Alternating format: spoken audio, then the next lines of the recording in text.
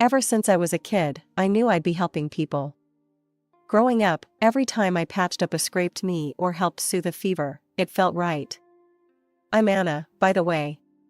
My journey into the medical world wasn't glamorous, but it was mine, and I clung to it with everything I had.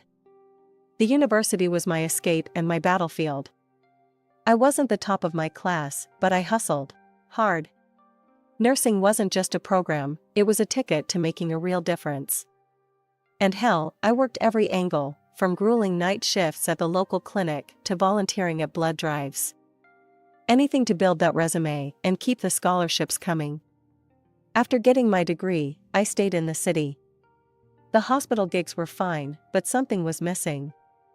That's when I stumbled into cosmetology.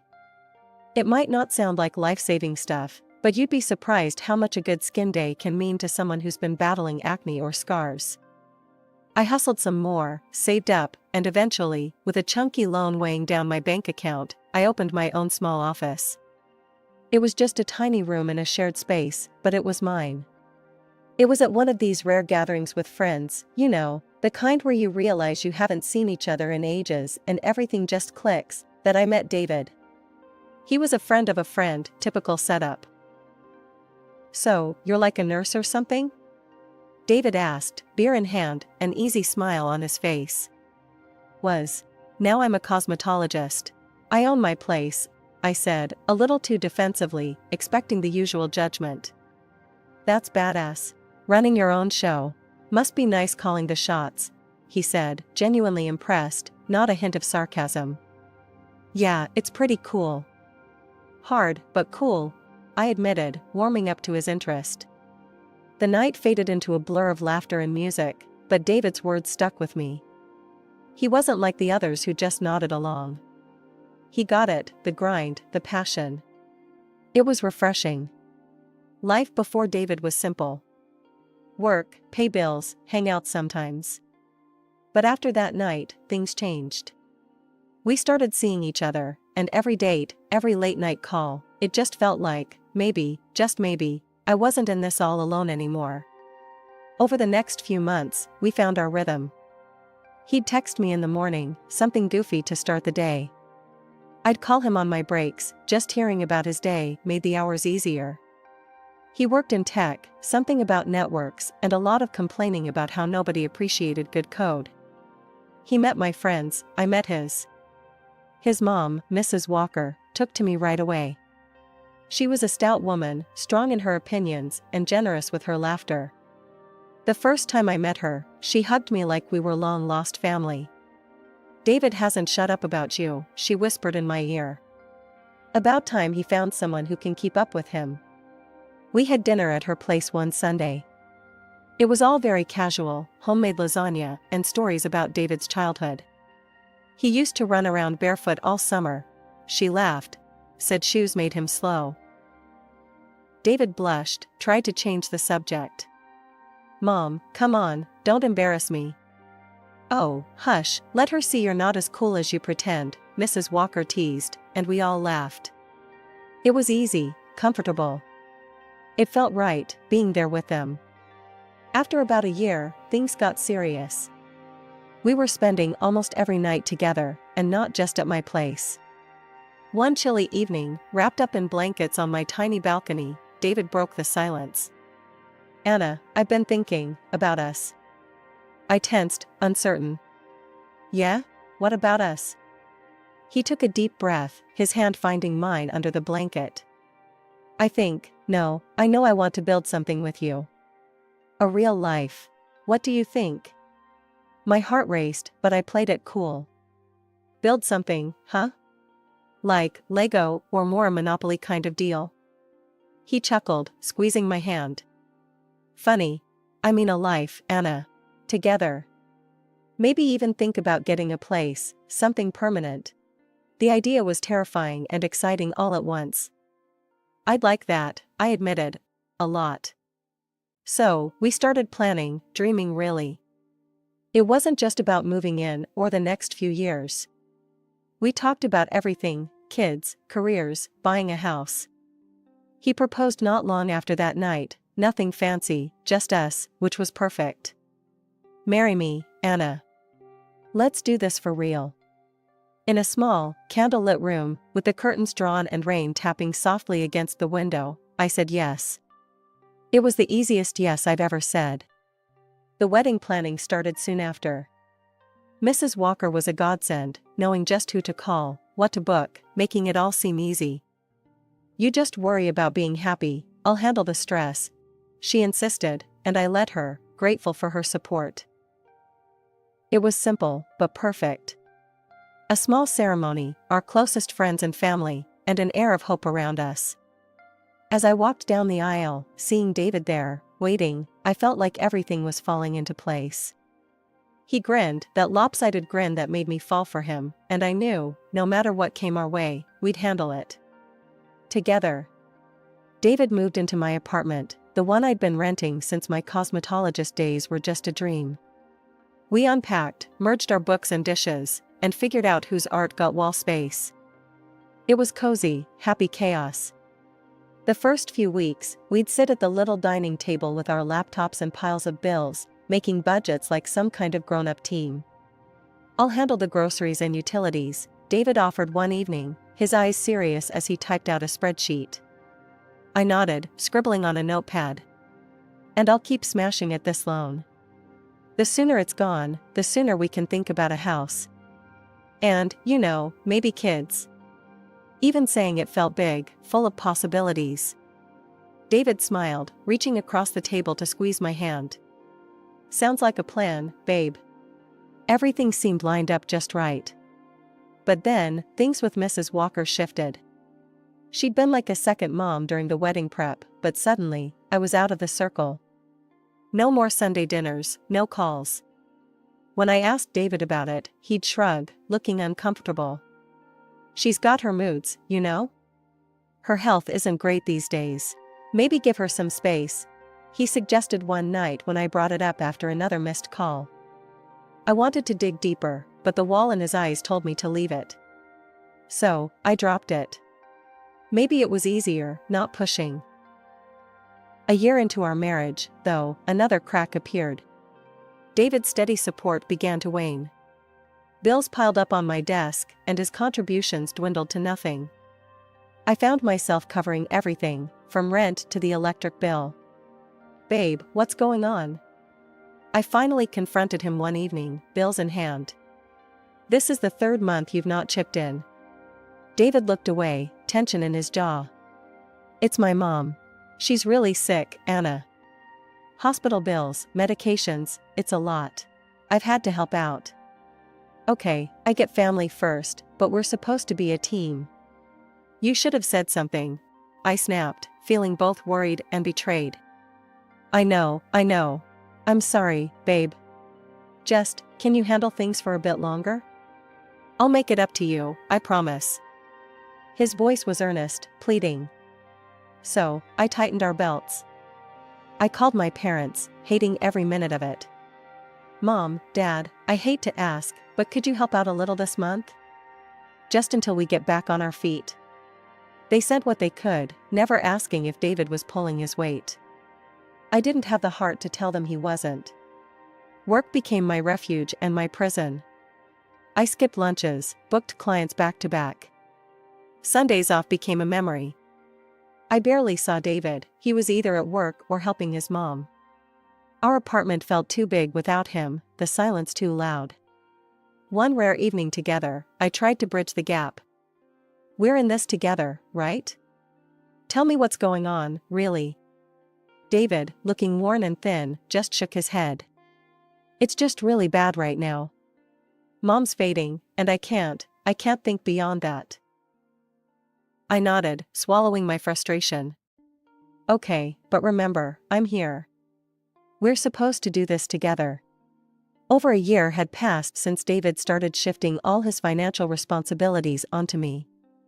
Meanwhile, I managed to pay off the loan for my office.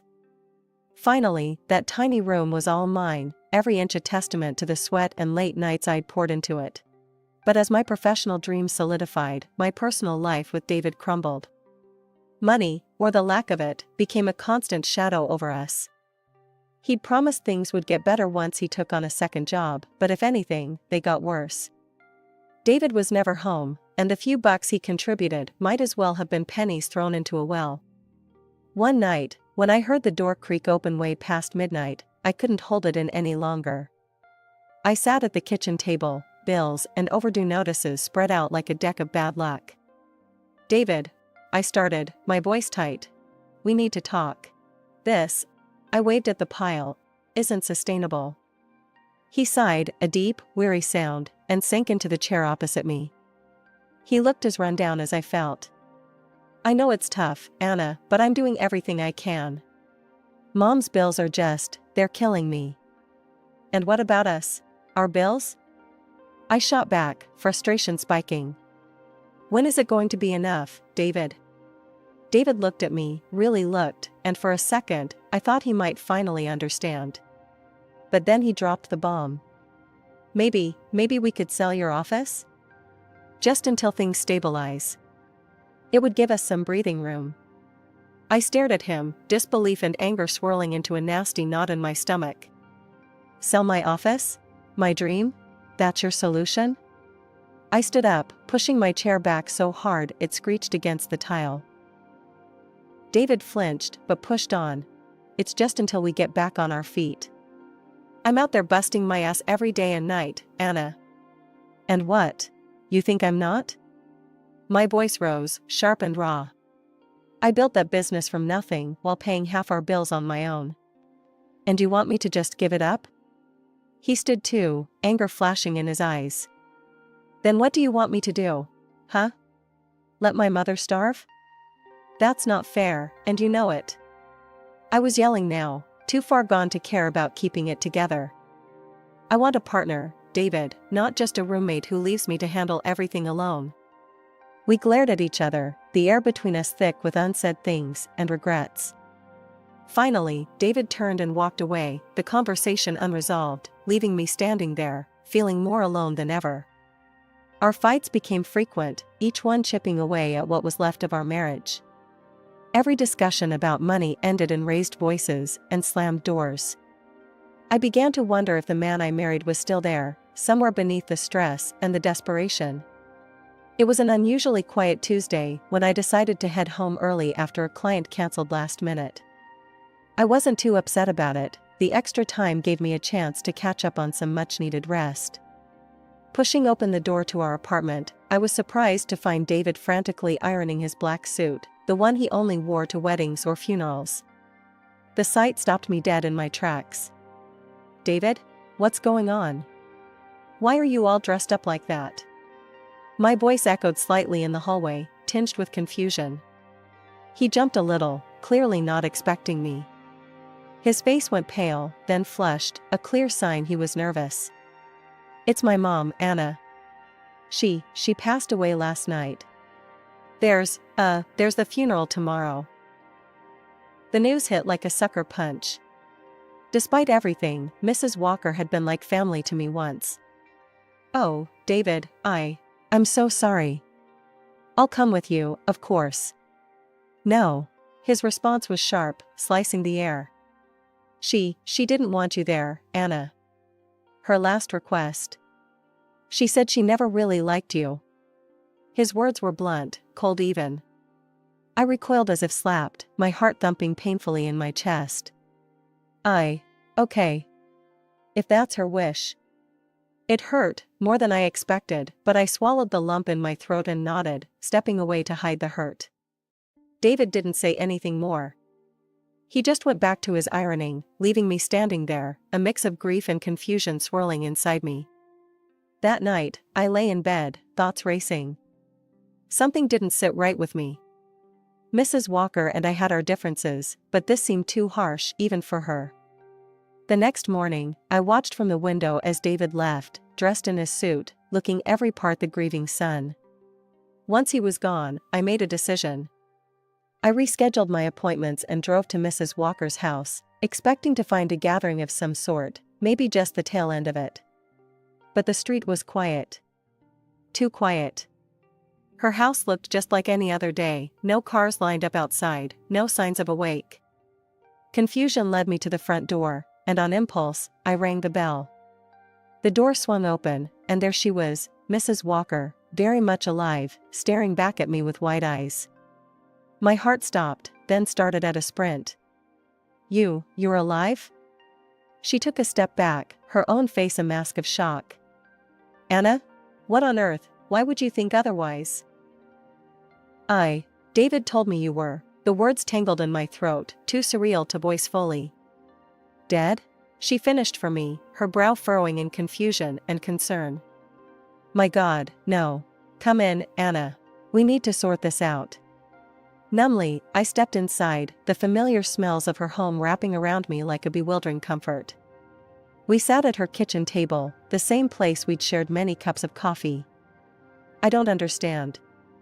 "He said there was a funeral today. He was so upset." My voice trailed off as I pulled out my phone, the need to confront David growing urgent. But just as I was about to dial, my phone buzzed with a notification. David had started a live stream on Instagram. Curiosity overpowered everything else, and I clicked the link, my fingers trembling. There was a live broadcast of the funeral. But who was in the coffin if David's mother was sitting next to me? We needed to find out the truth, so we went to the funeral, finding out the exact address in one of the comments. As we drove, I couldn't help but replay the last few years in my mind, trying to piece together the deception. "So, he told you I didn't want to see you?" I asked, turning to look at her as she focused on the road. "Yes, and I believed him. And all this time, I was sending him money because he told me you were struggling with debt, that creditors were after you," Mrs. Walker explained, her voice tinged with hurt. I shook my head, feeling the weight of missed connections. "That's not true. He told me you were sick, and that you didn't want anything to do with me. He said visiting would stress you out. He's been lying to both of us, playing us against each other." We drove in silence for a while, each lost in our thoughts, until we reached the cemetery. It looked exactly like you'd expect a place of mourning to look, somber, quiet, with people dressed in black milling about. We parked a little distance away, not wanting to draw attention to ourselves. As we approached, we stayed on the fringes, close enough to hear, but far enough to remain unnoticed. I spotted David, standing beside a grave with a group of people I didn't recognize. They were all consoling him. Curious and cautious, we edged closer to some of the attendees who looked less involved. Mrs. Walker nudged me, and I cleared my throat before speaking to a somber-faced woman standing nearby. "Excuse me, I'm so sorry for your loss. We just heard and came as soon as we could. May I ask who passed away?" I kept my voice low, respectful. The woman looked at us with sad eyes. "Oh, thank you. It's my niece, poor thing. She fought long and hard against her illness. A year of marriage and now this tragedy." My heart stuttered. "Your niece was married too?" She nodded toward David. "Yes, to that young man there. They were so in love. Heartbreaking." The pieces clicked, each one a betrayal. I felt Mrs. Walker stiffen beside me, her breath catching. "He's been living a double life," I said, the words tasting foul in my mouth. Mrs. Walker covered her face with her hands briefly, before looking at me, her eyes fierce. "We can't let him get away with this. Not only has he lied and cheated, but he's also played us for fools. Let the funeral end, see where he goes, who he talks to." So, we waited, hidden in plain sight among the mourners, watching as David played the grieving husband. It was a performance worthy of an award, and under different circumstances, I might have applauded the sheer audacity of his deceit. After the funeral, Mrs. Walker and I slipped into her car, keeping a low profile as we trailed behind David and the grieving parents of the woman he claimed to love. They drove to a large, beautiful house, its door standing open. We parked a bit away and walked up quietly, unnoticed in the chaos of guests and condolences. Stepping into the house, the murmur of voices from the living room guided us. We hovered just out of sight, catching the tail end of a conversation that made my blood run cold. "He's like a son to us now," the deceased woman's father was saying, his voice thick with emotion. "And we've decided, in light of our daughter's passing, to leave him everything, the house, our business." It's what she would have wanted. David's response was choked, a sob breaking through. Thank you. I've lost my parents years ago, and having a family again means everything to me. Suddenly, Mrs. Walker couldn't contain herself any longer. She burst into the room, her voice a sharp crack in the solemn atmosphere.